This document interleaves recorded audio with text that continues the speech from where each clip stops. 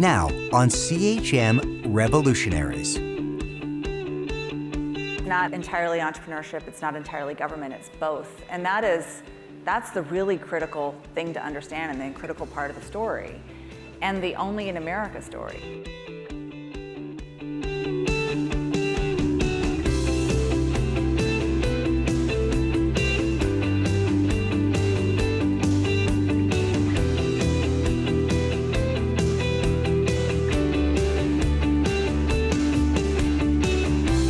Silicon Valley takes pride in its independence and entrepreneurial spirit, but the high-tech region owes much of its success to early investments by the federal government. In her book, The Code, Silicon Valley and the Remaking of America, Margaret O'Mara explores the relationship between big tech and big government. O'Mara is joined by technology policy expert Tom Khalil and journalist John Markoff. We're going to spend most of the evening talking about the code and the world that it describes, but here I have two people who are veterans of the Clinton White House, and I really want to start there. Did you guys know each other? Yeah. We did. Did you work together? A little bit. Yeah, a little bit, yeah. We met in the late months of 1992 during the transition after Clinton and Gore had been elected in Little Rock, working on the economic conference, I think. So the economic summit, we didn't sleep for a while because all of the higher-ups had spent all this time figuring out who was going to be there, and no one had spent any time about like what the substance was or who was actually going to talk. So I remember like calling these Nobel laureates up very late at night, saying, "Oh, do you mind coming down to Little Rock?" So it was a really interesting experience. And did you come directly off the campaign to the White House? Yeah. And what has your role been in the campaign? Oh, me? All of the above? Or? All of the above. Well, no, I started where every good political career starts. I started in the mailroom, working in the correspondence office, operating the auto pen and writing letters, back when people wrote letters to candidates instead of emails. It was before email. And then ended up working on the economic policy staff, which is where I met Tom. And then I ended up in the White House. You know, the funny thing about politics is Washington, D.C. runs on very young people who are willing to work really hard and not get paid very much. And so I was there kind of sitting crouching in the corner watching history be made. And it was extraordinary. It was really extraordinary. And when you came into the White House, what was your you came in to do what? I came in as the assistant to one of the economic policy directors, yeah. And then I quickly, soon, a few months later, I moved out of the White House, went down the road to Health and Human Services to work on one of the major things that the Clinton administration was consumed with that year, which was healthcare reform. Yeah. So funnily enough, I didn't work on tech policy. And thank God people like Tom were there working, and you were working on not just tech policy, but thinking about tech policy as economic policy. Mm-hmm. I mean, really that intersection. And that's the really striking thing about the 1990s, and something that was really reinforced to me as I researched and wrote this book was that this is a moment when the infrastructure of the digital revolution, of the online revolution, is being laid down, where people from the Valley are working with lawmakers of both parties to figure out what the rules of the road are going to be, and how you foster this, which Capra called the Jeffersonian internet. And at the same time, there's certain things the government had to do to create this infrastructure, and that was what you were working on. And I was down the hall working on things like healthcare and welfare and urban policy and thinking, well, that's the most important thing. And then down, on the other side of the building, Tom's there building the future, along with all of you guys. Did you come out of the Semiconductor Industry Association directly to the White House? I worked for a firm that represented the semiconductor industry. So I got to staff Gordon Moore, who was chairman of the SIA Technology Committee, and Bob Noyce, who was CEO of Semitech. That was going on when we were having this big debate about US-Japan competition. And I still remember the talks that Andy Grove used to give. So he had a series of slides that had US market share declining and rest of the world, e.g. Japan, market share increasing. And the only thing that was different about the charts was what year the crossover point. And then the denouement was flat panel displays where Japan had 100% and the US had 0. And he said in this Hungarian accent, and this is the flat line of the EKG. And so like you can imagine that you're like an impressionable 20-something, you're like, oh my God, we gotta do something about this. So you guys get to the White House, go back, how many years is it to 92? Go back to 92 to 93. What did Silicon Valley look like to you guys then? You had been coming into the Valley by that time. I'd been meeting with Intel and AMD and Texas Instruments and Motorola, and so I would say at that time like the industry was not just Silicon Valley, so you had both the companies like IBM and DEC and HP that both made computers but also sold chips sometimes just for their own internal consumption, and then what were called at that time the merchants, that is the companies like Intel and Advanced Micro Devices and LSI Logic and things like that. Yeah. And it was interesting that when I was working with them, despite the fact that the CEOs were all Republicans, they were sort of unhappy with the Bush administration.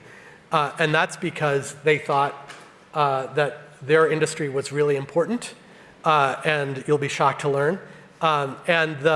There was this quote, which may or may not be apocryphal, from one of the Bush economic officials, which was, computer chips, potato chips, what's the difference? That is, $1 of GDP is $1 of GDP. And they were like, what? And then Andy Grove sent Michael Boskin a violin for being like Nero and fiddling while Rome burnt. And the other thing that happened is, that people like John Young, who features prominently in your book, he had been asked by Ronald Reagan to set up this commission on industrial competitiveness. And it became clear to him that he was just being used as window dressing, and that the administration had no intention of following through on any of the recommendations that he developed. So that is why there was a group of people in the tech industry who had never voted for a Democrat for dog catcher in their life, who were gettable in 92. I want to come back to that. I want to come back to industrial policy, but let's come to it through the code. Yeah. Can we start?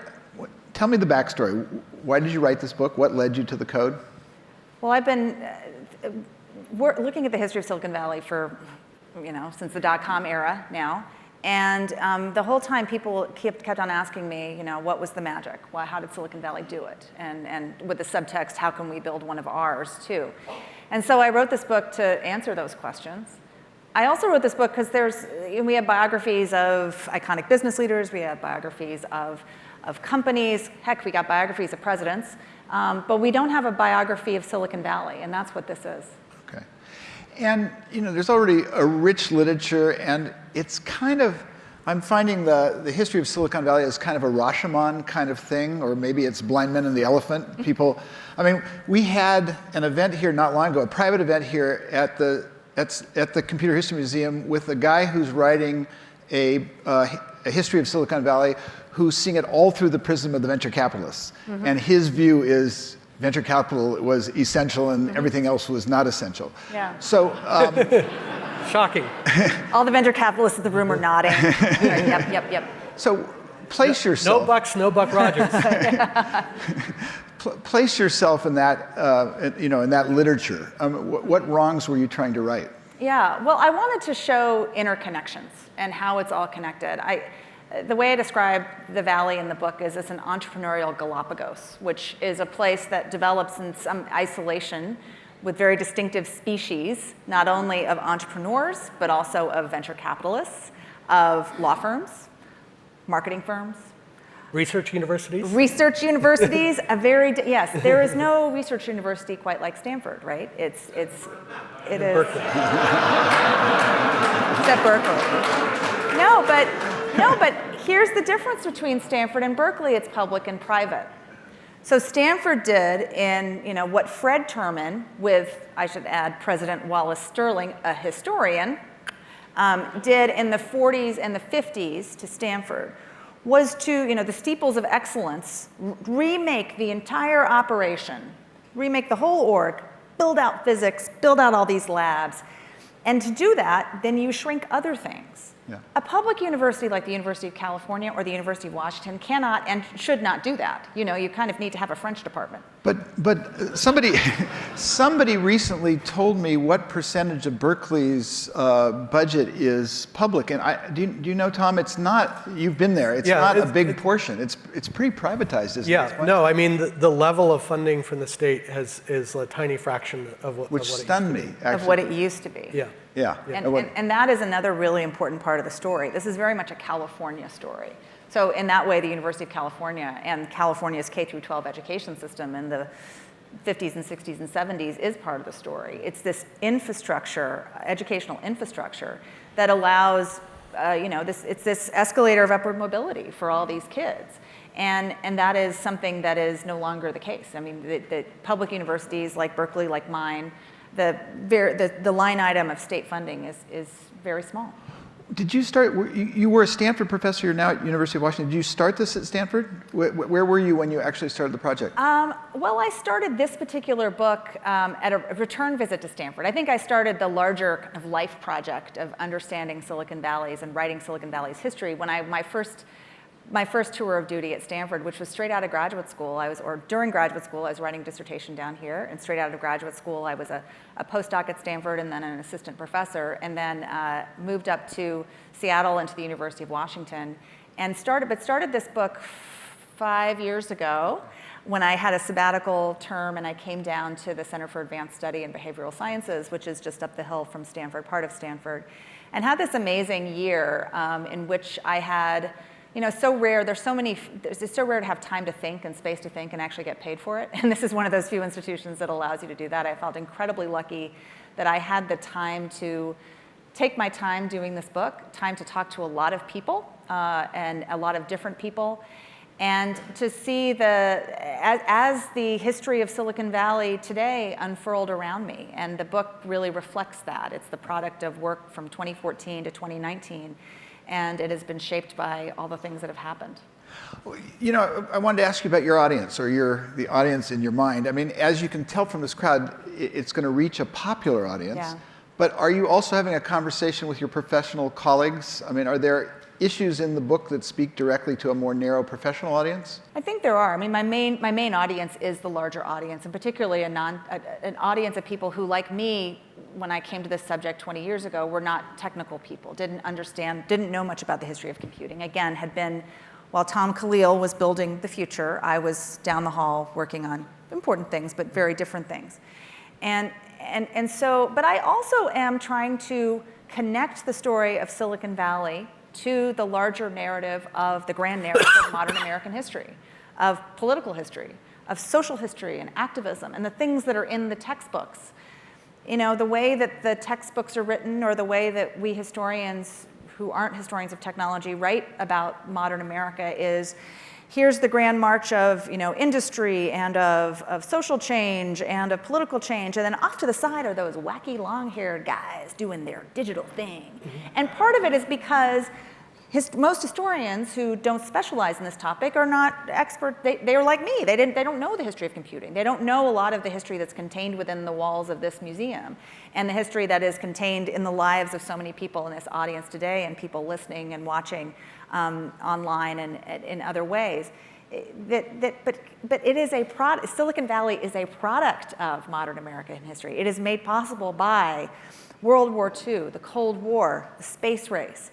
And in turn, it has reshaped and is reshaping American history. The textbooks 100 years from now are going to have a big section on today's Silicon Valley moguls in the way that they now have a section on Andrew Carnegie and John D. Rockefeller, and have sections on tech as a transformative, socially, economically, politically transformative sector. So let's bring it back into the center of the story. Yeah.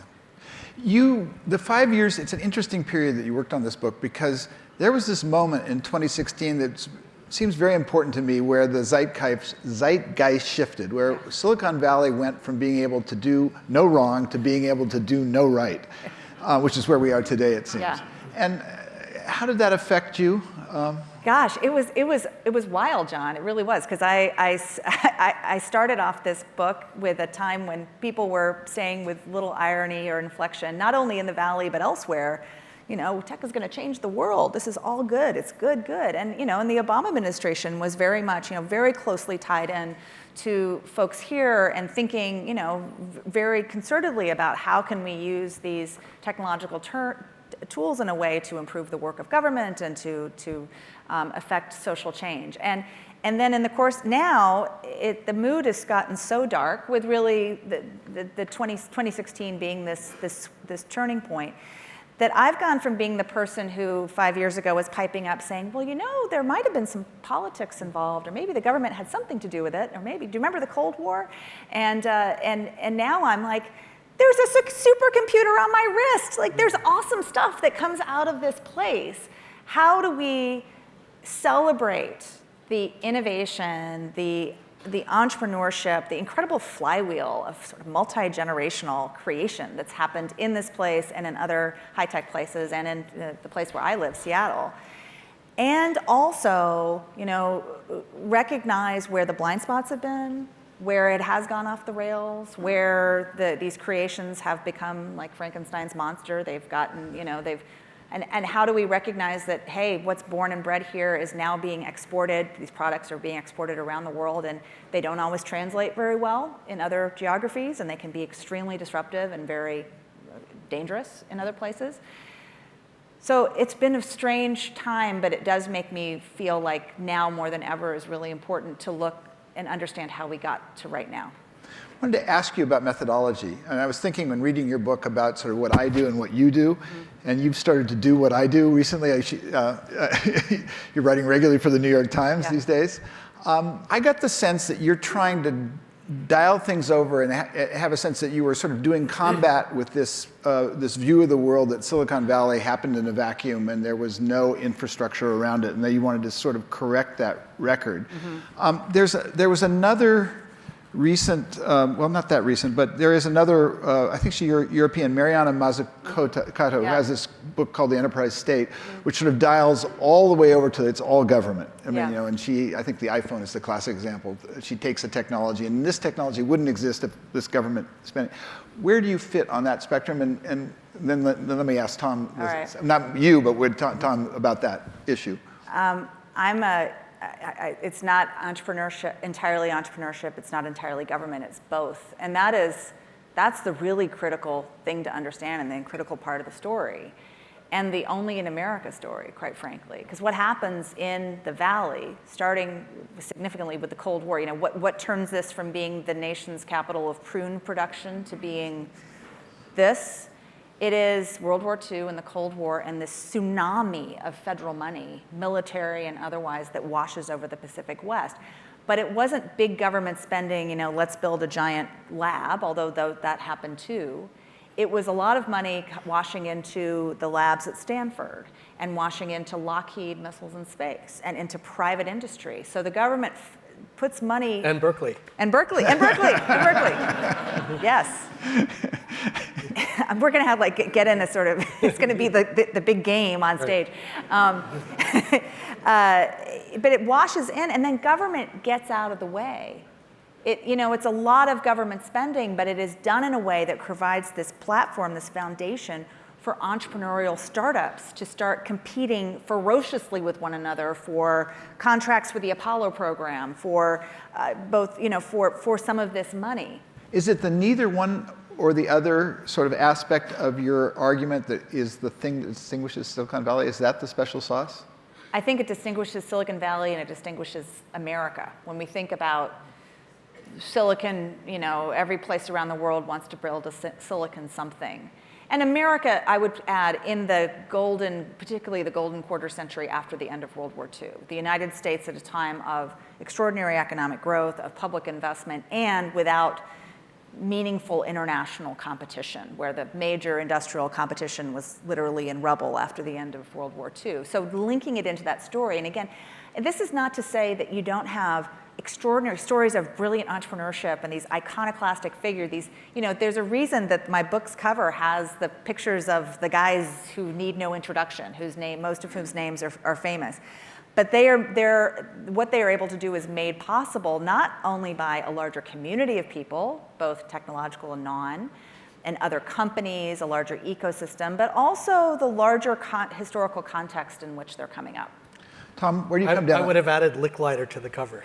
All right. He's in there. Where do you come down on this spectrum? So I think that if you look at a lot of the technological building blocks that are driving the industry, whether it was the internet, which the government started investing in 1969, the first graphical web browser, which Mark Andreessen developed when he was an undergraduate at NCSA, the FinFET, which is the latest transistor that all the semiconductor companies are using, electronic design automation, the work on CDMA that was the basis for Qualcomm, GPS, the decades of work that DARPA put into speech recognition before we had anything that was useful. That a lot of that technology, if you said, where did it come from? There is this long period of early support and incubation that comes from agencies like DARPA and the National Science Foundation. And then industry has to figure out how to commercialize it, how to turn it into a product or service that people want to buy, and has to invest more than the government does by several orders of magnitude. So I don't think you want to say it's all government, as Margaret said. I don't think you want to say it's all government or it's all venture capital on Sand Hill Road. You have to look at the relationship. Mm-hmm. And yeah. I think one of the things that I was struck by was, by the time industry would be talking about something. So a classic example was the Internet of Things, right? So, if you think about when industry started talking about that, and I remember in the 1990s when DARPA was funding. Now, they had a boring name for it. It was like wireless sensor networks, right? Yeah. So it was not like a snazzy marketing term. But I remember going to the DARPA summer studies in the 90s and talking to Deborah Estrin, who was at UCLA, and Chris Piester, who was working on Smart Dust, and David Culler, who was working on TinyOS, which is the operating system that you could run on that. And that was in the mid and late 90s. And then, so I just saw over and over again that the technology that industry was excited about commercializing, that I had been talking to my colleagues within the government, 10, 15, 20 years ago. Yeah. So layer culture on top of this. I mean, one of the things that was sort of news to me in reading your book that I found really interesting was the importance of the 1965 Immigration Reform Act. Mm-hmm. Could you take us through that and make your argument for this group? Yeah, well, the 1965 Immigration Reform Act, also known as the Hart-Celler Bill, is the act that ends the quota system that had been in place since the early 1920s, which had been put in place, quite frankly, for racist and nationalistic and prejudicial reasons. It was to keep all those Southern and Eastern Europeans, many of them Jewish and Catholic, out from coming to the country in such great numbers. There was a vigorous debate about immigration and its effects, and also its political dangers. This was, of course, a few years after the Bolshevik Revolution in the early 20s. There was worries that socialism would come along with the immigrants. So this regime stays in place for a long time. In 1965, the Immigration Reform Act is kind of understood and pitched by Lyndon Johnson as a kind of crossing the T's and dotting the I's on civil rights. Like, America is a land of fairness and equity. We should not have this immigration system that is clearly prejudicial. And as he's signing it into law in October 1965 on Liberty Island, great optics, he says, this is not a revolutionary bill. He's mostly trying to calm down his Southern Democratic segregationist colleagues who don't like the idea of new immigrants coming from other places.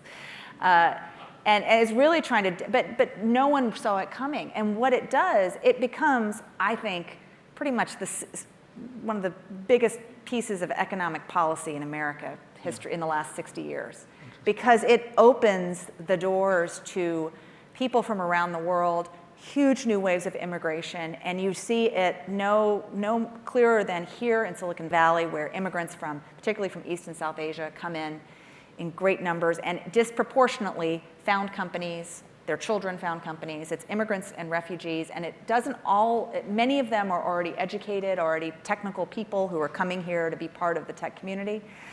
But a lot of them are people who, as they're crossing the border for the first time, aren't obviously destined to be, the next tech innovator or be the parent of one. And so that free movement of people and capital has been really critical to the American story. And immigrants have gotten the job done in Silicon Valley for most of its history. Like all of the graduates of the IITs would be a good example. Yeah. Well, yeah, who came here? Yeah. Yeah, it was like a pipeline. As a matter of fact, I had this really sort of transformational moment in 1984. I was working at Byte magazine, and my friend took me down to this Indian bakery in Sunnyvale.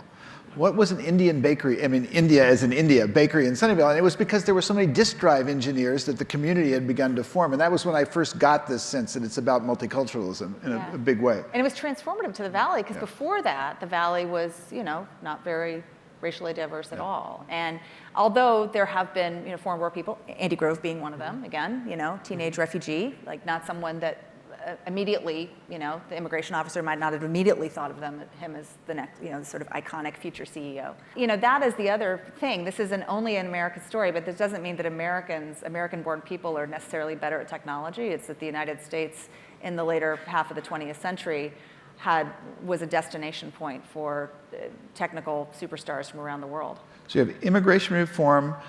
You have these changes in investment policy that make it easier to do venture investment. Yes. You have the change of the prudent man standard. Yeah. Yes. Which happened when there was also 78, 70, yeah. You also had the mandatory free licensing of the semiconductor. That was much earlier, but that was the kind of fact.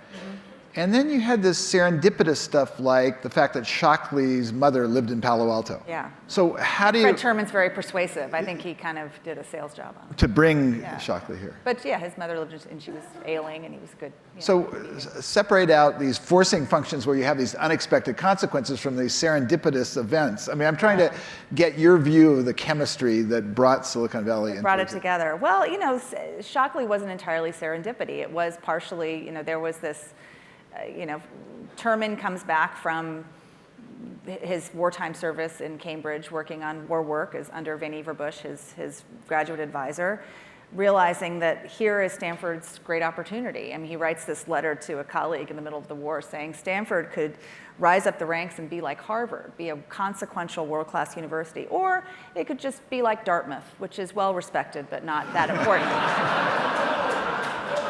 sick burn by Terman. Now, I think many Dartmouth alumni would, Dartmouth itself very important in the history of computing, but we will put that to one side. But he comes back with a mission, and so by the time Shockley arrives, you have Stanford building up its microwaves, electronics lab. You have the transformation of Stanford underway. Stanford's built its research park that is designed to sort of this place to get East Coast electronics companies to open West Coast labs in proximity to Stanford. You have Lockheed that's located Missiles in Space in Sunnyvale. So you have these two hubs. You have Hewlett-Packard, students of Terman, who are they go public in '57. They're definitely a booming company. You have Varian. You have these other pioneering companies, some of which predate World War II. But they really, the flywheel is going because of this Cold War spending. So Shockley comes into this, and there's look, he'd alienated everyone at Bell Labs and on the East Coast, so he comes far away, comes home. But Terman is also, there's a lot of reason to come here, and it's also, makes it a better sell for the traitorous eight to, the weather's nice and there's other stuff going on. It wasn't that they were coming out to a fruit orchard. There was quite a bit happening even by 1955, 56. There's an element to your book that's structural that I wanted to ask about. You have these little pauses throughout your book that are called arrivals. Mm-hmm. And I thought they were very nice. And I also sort of I wanted to know, what was the subtext there? What were you saying in painting these portraits? Well, one of the things that struck me, I realized early on in the book, especially as I started interviewing people, some of whom are now in their retirement in their 70s, 80s, 90s, and they all had come to the Valley as young people, or they'd enter the technology industry as young people. And we think of tech now as a very young people's game. You know, you have people dropping out of their sophomore year in college and starting companies. You have young, people in their 20s. And it's always been a place of people arriving in their 20s again and again. But I also did it because I wanted to show that this is the human stories behind the big story. That not only is it not just the people you've heard of, it's some people you haven't heard of. I wanted to showcase people who were unsung heroes. I wanted to talk about people who were very important to making the Valley go, that names might not, someone outside this community might not know, and including people who are working in Silicon Valley now might not have heard of. I wanted to showcase the role of women and technical women in technology throughout the whole history of the Valley. How did you find Ann Hardy in particular? How did I find out? Who's here, by the way? There's Ann Hardy. I'm looking at her right now. Ann Hardy is if my book does anything, I hope it brings Ann Hardy to the forefront, and that there's a big Hollywood biopic on her sometime soon. She has an extraordinary story and is a classic example of a technical woman, a technical superstar who, first of all, doesn't come in with a fancy engineering degree, because in the early 1950s when she graduated college, she was not allowed to major in any of those majors. She instead majored in phys ed because that was the closest she could get to get some science and some math in. And then she ends up walking into IBM and taking a programming job. And women programmers, of course, are part of the story in great numbers in the early years of computing. And in fact, software programming, one of the reasons so many women were able to do it was because it was not seen as the complicated part of computing. Building the machines was the really complicated part.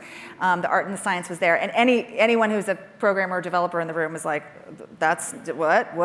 No, it's extremely, so as soon as they started, you start doing it, you realize, oh, this is very complicated. And there is a lot. But there is, instances of, but to sort of keep on keeping on as a technical woman in the industry over time. First of all, particularly if you wanted to rise up the ranks and become a manager or an executive, as Ann did, you had to put up with a lot of stuff. It was part of the culture and part of the magic has been the fact that it's a work hard, play hard place. There's a lot of fun that goes on in the industry. There's a lot, but particularly in the early years when this was a small place, when you had like 1 or 2 bars you could go to, everyone's living together, everyone's socializing together, everyone's working together all the time, and it's a hard-charging, incredibly competitive atmosphere. To get ahead in the semiconductor industry, your elbows had to be sharpened at all times as a company because you're fighting for survival. And that becomes an inhospitable place for people who are trying to raise a family, who may not easily fit into or be welcome at all of the after-hours social events. And this helps us, one of the things I wanted to unwind and untangle in this book and help explain, there's been this really, this ongoing conversation about diversity in the industry in the last few years that really hadn't ever happened before. So if nothing else, we're talking about it, and that's different. Yeah. But to understand what to do about it and to understand why it is a challenging thing to solve is to kind of unwind and let's go back and look at the history. Not a history where someone says, let's make sure that no one gets to be in our clubhouse, but one in which this belief in meritocracy and a kind of putting a premium on an engineering talent and technical talent could often be blind to the fact that there were a whole host of people who weren't allowed to get that expertise in the first place. Yeah. I want to go back to one of the things that Tom said. You're talking about the pre-competitive point where government research is super important. It's fallen off the radar now, but there used to be a heated sort of intellectual or historical debate about the role that the space program or the ICBM played in the development of the integrated circuit. Do you remember there was was it the space program? Was it the ICBM? Where did the integrated circuit come from? Do either of you guys have any sense of the forcing functions that led to integrated circuits? So this is a very dangerous question to ask in front of this audience because there are probably about 25 people in here who would be like, stand up and be like, well, actually. Tom, you want to take it? No, I mean, I just know that there were a lot of instances in which the government, whether it was the NASA space program or some of the Navy and Air Force programs, were buying integrated circuits when they were very, very expensive. And that's what enabled them to go down the learning curve so that eventually that you could put in a transistor radio. And Ken Flam, who I believe is now at UT Austin, did a really good job of going in and getting some of the price data, and you can show how much the government was paying, and then the role that the sort of a purchaser who is not particularly price sensitive. If you're responsible for running the Minuteman missile program, you're not going to be too concerned over what the price of your integrated circuit is. So I think the government played a really important role as an early user. Yeah. Yeah. I got one of the people that I talked to for the book was the late Bill Miller, Stanford computer science, Stanford, longtime Stanford faculty member. And he sort of framed it for me sort of at a very early stage of my research in such a wonderful way, sort of talking about how NASA created this foundation, this platform, kind of this guaranteed deep-pocketed customer that you could rely upon, that gave this latitude for these small companies, and also to build very small, sophisticated electronics. You didn't have to have a giant, didn't have to have a giant operation. You could still be kind of a relatively small to medium-sized company and have that sort of production. And so it created this platform and kind of this safety net of sorts. I don't know if quite those are the words he used, but to allow these small firms, and because it was also new, because the IC was so new, you didn't have, and this was at the same time that Bob McNamara is trying to streamline and introduce efficiency into the government contracting procurement program. So, that's the end of prime contracting. It's an open, the guys who used to be guaranteed contracts aren't getting it anymore. So it creates this space for, again, entrepreneurial competition, and for these companies that are not founded to be defense contractors, to kind of create this platform for their eventual commercial growth. And one of those is, talk about serendipity. Fairchild Semiconductor, they incorporate, roughly speaking, a couple weeks before Sputnik rockets into space, October 4th, 1957. And then, Sputnik goes into space. Washington's collective hair is on fire, not only about, because it wasn't just space. I mean, the thing that is sometimes forgotten, we think about astronauts and the right stuff. This was all part of the Cold War, that missiles and rockets were the same technology, which of course, that was, up and down the West Coast, you have lots of defense hubs. You have my town of Seattle building big airplanes. You have LA building a lot of big airplanes too. And here, already in the 50s, you're building small. You're bringing small electronics. And so when the ramp up in space spending happens after 57, the place that builds small all of a sudden has access to this new fire hose of money that's coming. And that is, again, the public and the private working together. Bob Noyce and the Trader Estate were not like, we're going to be the next Lockheed. They're building a silicon semiconductor company. They're thinking they're business people. But they were incredibly lucky in their timing because the IC that was developed there is, But then eventually what happens is that the military becomes like 1% to 2% of the market. And the semiconductor companies don't really care about the government as an end user. And the problem that the government has is not the problem that Secretary Carter, for example, when he was Secretary of Defense, spent a lot of time working on was no longer spin off. How does something move from defense to civilian? But spin on. How does the government become a more attractive customer so that startups will be interested in working with the Defense Department? Yeah, because again, also working with the Defense Department was no picnic. It was also, procurement. I had a lot of people talk to me about, grudges about the procurement process of the mid-1970s. On through to this day. On through to this day, yeah. So you didn't focus a lot on the world of electronic warfare, which was a subset of the defense world. Here's Steve Blank, I think I saw him here. Yes. He's written an entire thesis about this. Yeah. I mean, was it just sort of in the noise, or because Bill Perry represented that faction of the Valley during the 70s? It was kind of a dominant sub-industry that drove microelectronics. Yeah, that's right. I mean, part of this was, there were, quite frankly, there were so many amazing stories and strands of this place's history that I had to leave out or not talk about as much as I would like, or else everyone would be carrying around 1,200-page books and no one would buy my book.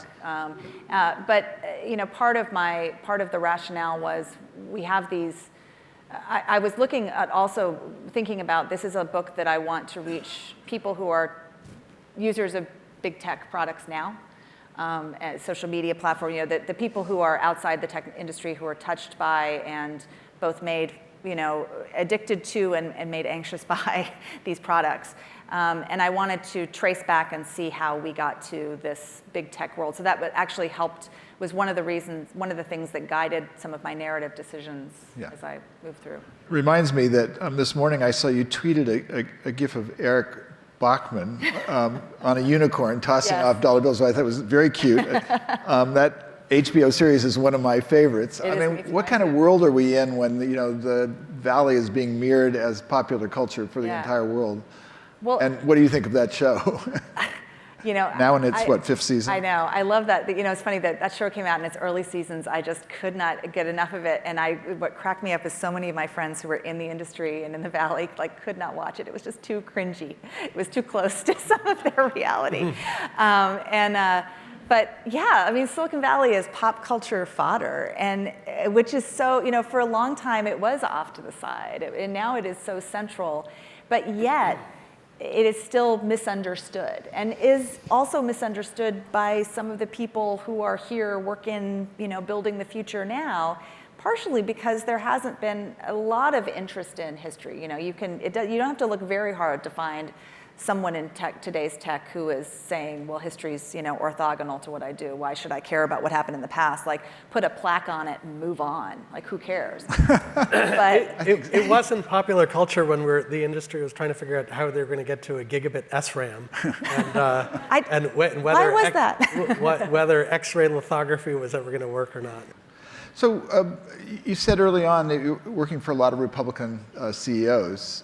The Valley seems over the intervening quarter century to have dialed toward a more progressive stance. John Scully was very visibly a Democrat for Clinton. Yeah. Where is the allegiance of the Valley now? Do you have a model, either of you? Well, politically, I think they tried to be aggressively bipartisan in the sense that, for example, the organization that they created called TechNet said, we're going to have Democrats like John Doerr who will be responsible for interacting with the Clinton administration, and we'll have Republican CEOs who will deal with their Republican counterparts in the Hill. So I think that, from a political point of view, they've said we want to work with both parties. I think if you look at rank and file tech workers, particularly as a lot of the industry has moved to San Francisco, you see them being overwhelmingly Democratic, and B, putting a lot of pressure on their senior management about issues like, dealing with ICE or concerns about sexual harassment. Or AI. Ethics around AI. Yeah. Do you have a view? Well, and the parties, part of this is because the two national parties themselves changed. So I talk in the book about what I label Silicon Valley republicanism, the republicanism of that really the gray eminence of whom, with the grandfather, which was Dave Packard himself, who was really a very, a mentor, a fundor, a promoter of the careers of Republican politicians, particularly at the state and local level, and served in Richard Nixon's Defense Department as Deputy Secretary of Defense, was very politically engaged. But the republicanism of Silicon Valley was a moderate republicanism of which the National Republican Party started departing from. And from the people when I was talking to people who were part of that political world, they said, in the 90s when the Gingrich Congress came in and there was more sort of social conservatism and more kind of it sort of skewed in a different direction, that there was less, they felt a less strong identification, and that coupled with the potato chips of the Bush administration. But the other thing that changed was the Democratic Party changed. Another thing I trace in the book is how the Democratic Party, certain members, national Democrats, kind of identified the tech industries as the sunrise industries, as the great hope. They briefly were labeled the Atari Democrats, people like Tim Wirth and Gary Hart and Paul Tsongas. And what was so funny is I think for a long time, those Democrats really loved the Valley more than the Valley loved them back. There were sort of efforts of, unrequited love. Yeah, unrequited love. And then with Bill Clinton, who even before he announced his run for president, started coming out here. Larry Stone, who's here in the room today, helped facilitate a meeting between Clinton and some Silicon Valley execs very early on in '91, where Clinton comes in and charms the room and starts, these people who are either Republican leaning or just, not interested in party politics at all start, there's a connection that forms. And then during the Clinton years, the many different people from the Valley, including people who still identified as Republicans, are going to the White House, and they're being part of, and they're being regularly frustrated by the bureaucracy that they encounter in D.C. But they are really part of the political conversation, and we forget that there's a political backstory here. Right now, it seems like D.C. and Silicon Valley are colliding, and there actually has been this relationship over time, and that's part of what I wanted to uncover and unravel in the book to show that because in part because technologists also think, well, if the government just needs to get out of the way. And in certain cases, the government has gotten out of the way in critical ways with the encouragement and the lobbying of Valley executives. Happens in the late 70s when you have the NVCA, the venture capitalists, and the Electronics Association lobbying, guys going and working very hard to cut the capital gains, get the capital gains tax down, and the prudent man rule that was limiting risk capital investment, get that to go away. And then again in the 90s, when the rules of the road of the internet with the Communications Decency Act of '96 and Section 230, which we're all talking about today, that's something that was, the Valley was there at the, making the case that the internet should be free, and they should be held harmless for what happens on the platform. You've both described this remarkable ecosystem that stretches from the government to this region. What could the nation do that would be really stupid that would break it? I guess I'm asking is how fragile is this ecosystem? I mean, making it more difficult for smart people from all over the world to come and stay here is a good example.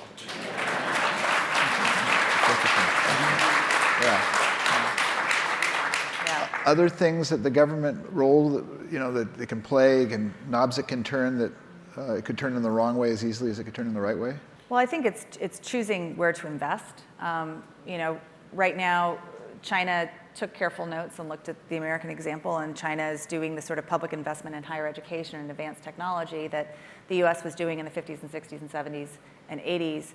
And the U.S. has pulled back in many of those ways, including in higher education broadly defined at the state and the local level. And this is, state and the national level.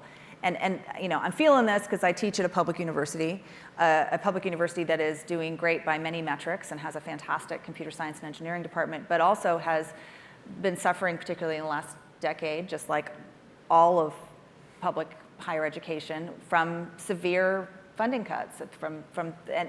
And what state funding pays for is for undergraduate students to have affordable tuition, and for them to have teachers and TAs and undergraduate teaching. The money that flows into from the private sector into universities, whether it be Stanford or Berkeley or UW, it goes to particular labs, it goes to buildings, it goes to particular programs. It's not necessarily going to pay for my TA in my history survey class. And that seems, I know this seems, okay, what does this have to do with that? But when I look at the history of the massive expansion of higher education, particularly public higher education, and the opportunity, and state of California, exhibit number one, this investment in higher ed in California, not only at Berkeley, not only at the flagship, but at all levels of the system, you see so many instances of kids who come from really modest means who become part of this economic miracle that is Silicon Valley, and that access is becoming harder and harder to do. I also want to talk about something that Silicon Valley could do that I think would be bad, which is I think that it's important that there be a strong relationship between the entrepreneurial ecosystem in the Valley and the national security community, and I think it's problematic if a lot of people say, hey, we don't want anything to do with the Defense Department. And someone who is here in the audience and who's been doing a lot to build those bridges is Steve Blank. So he started a course at Stanford called Hacking for Defense, which is about getting graduate students to work on hard national security problems, hard problems in foreign policy, and that's a model that is now spreading to universities across the country. So I do think that there needs to be a stronger relationship between the folks who work on foreign policy and defense and national security and our innovators. Well, given that, what do you say to the Google engineer who says, I want to work on things for life, I don't want to work on weapons of death, and that the evolution of the AI technologies is moving relentlessly to the ability to identify a single person and kill them from anywhere on the planet? I see your point. Where do they fit in? I think it's not unreasonable to have choice at the level of the individual employee. So I can see why an individual employee would say, I don't want to work on this project. But to say, our huge tech company, we're not going to distinguish morally between the United States government and the PLA, I have a problem with that. I really feel like if you look at China's industrial initiatives, telecom, Huawei, AI, they want to catch and surpass by the middle of the next century. The semiconductor 2025, where they want to catch the US and surpass. They want to play in the world as a semiconductor. That's all targeted right at Silicon Valley. We went through this once upon a time with Japan. Is this different? Yeah, it feels different. I think in part because China's about 10 times larger, number one. And number two, unlike in the Japanese situation where we're really allies on the foreign policy side, we are not allies with China. We have some real differences in terms of our national security interests. I think from a policy point of view, the thing that I don't have a good answer to is what do we do when for China money is no object, right? So the US political economy is based on the notion of being efficient in terms of the allocation of capital.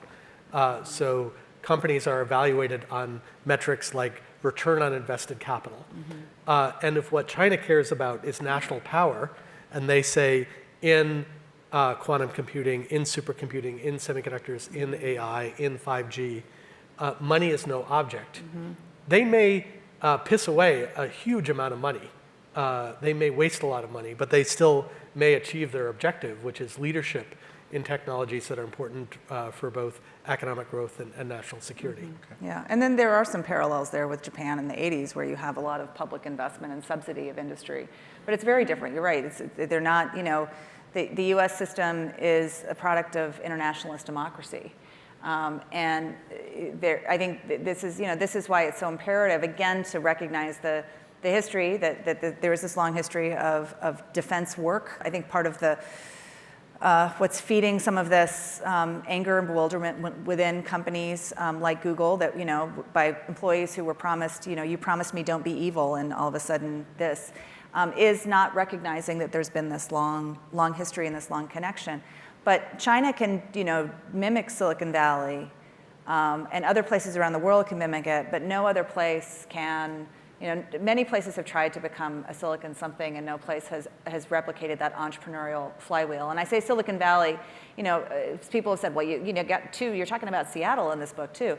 And apologies to my friends in Seattle, but Seattle is part of the Silicon Valley ecosystem and is actually a driver of it too. So when I say Silicon Valley now, it's gone from a place in California, it's gone from this, 100 square, this 10 by 10 patch of land, and now it is a global network. And so how do we take that sensibility, and how do we think about, particularly how does the place that gave birth to this industry think about what we do to shore it up and, again, preserve the free movement of people and capital, to, the things that made Silicon Valley great that other geographies are not going to be able to do. And quite frankly, that there's, it will be a very different world if it is a world in which Chinese tech companies are the biggest ones.